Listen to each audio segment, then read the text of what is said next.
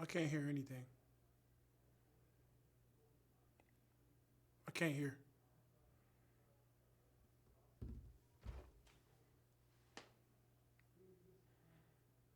No, I can hear you. Matt, Aaron, you can. No, I can't. No, we're good. We're good. We're good. Max. We good. You got me, Aaron? You can hear me? Yes, sir. Okay. Obviously, you come off the big win over Duke. Things don't go as smoothly tonight. I guess, what can you pinpoint as some of the reasons why you guys didn't play as well tonight? Was it more about Detroit, or do you feel like there was a lack of energy early on with you guys? Man, it's you got to credit Detroit for the way they played. Of course, I mean they play hard, they compete. You know, they did all the little things that that are staples here at Michigan State as well, and they did some of those things better than we did. And I felt like it was a learning experience for us. You know, I mean it's good to get those type of games in and win them. You know, but we've obviously seen teams around the country fall in those type games, and we did a lot of things like missing layups, not following defensive assignments, and you got to give a lot of credit to Detroit for the way they played and how they just did what they wanted to almost, and we got to learn from that. Was it tough at all not having any game film on them so they hadn't played, or was that, do you think that was the factor at all? I mean, tough or not, you feel like that stuff helps, of course. But when it comes down to it, we watched some film on them and the type of players that they had, and we just gotta, I don't want to say nut up, but I want to say something better than that. But when it comes down to it, we have to do that. Play tough, play with some grit, and just come more prepared. We can't just come and think anything is given to us. And I'm just glad we won. Honestly, it was something to see. Next question's from Chris Alari from the Detroit Free Press. Aaron, those final maybe 5, 8 minutes there. What did you see from Rocket in particular, and how he came out looking to score, and how much did his ability to get you guys out in transition start to get you where you needed to be?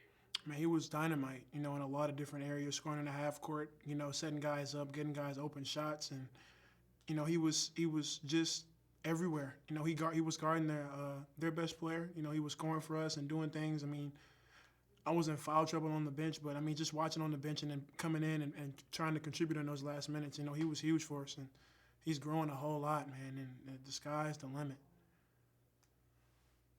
We'll go to Lindsey Huddleston from SBS. Thank you. Aaron, can you talk about the matchup between you and Antoine Davis? There's a lot of next level talk about you guys, and is there something that you saw that is not on the scouting report that you can tell us about?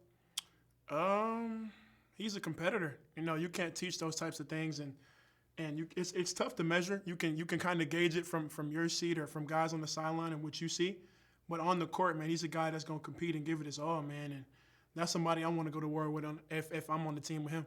He's a guy he wants that last shot. He wants that big matchup. And it was something to see for sure. Great, thank you. Next, we'll go to Kyle Austin from NY. Hey, those assist ball movement numbers were so good the first couple games.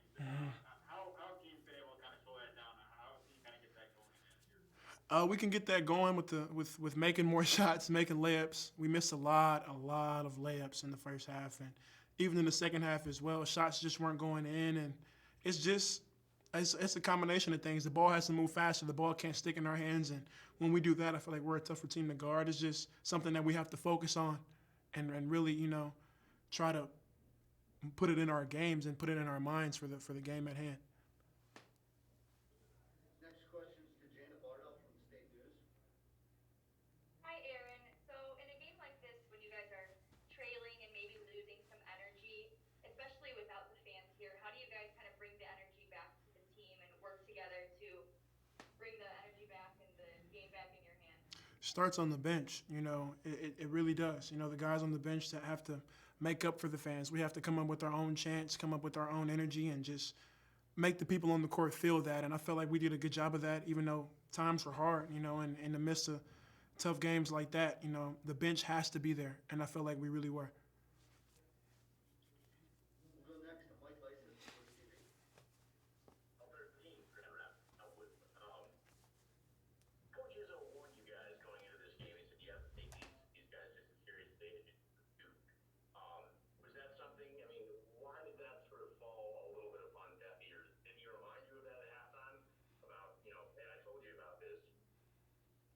It was almost, he didn't have to remind us. It was evident in how we were playing. You know, obviously, it wasn't pretty on any end, offense or defense, and transition defense, especially how we were taking care of the ball, how they were beating us on the boards.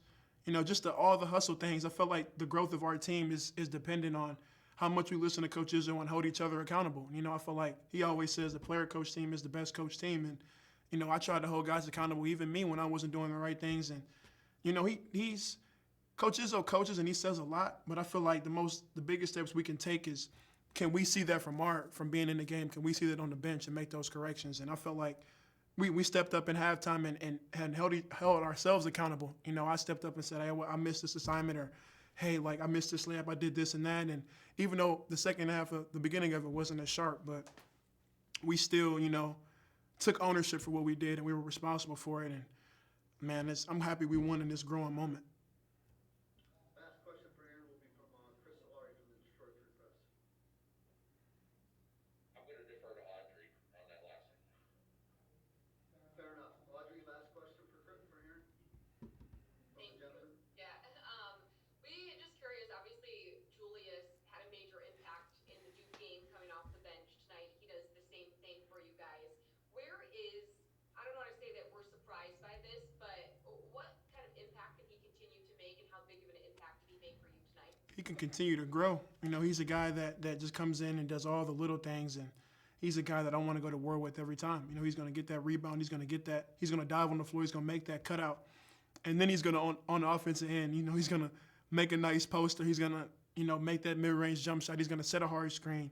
He just does all the little things, and he continues to grow. He's never complacent. He's a guy that always wants to get better. And, you know, I'll never want to put a limit on our guys or on our team, but, you know, the sky's the limit, to say the least, for him.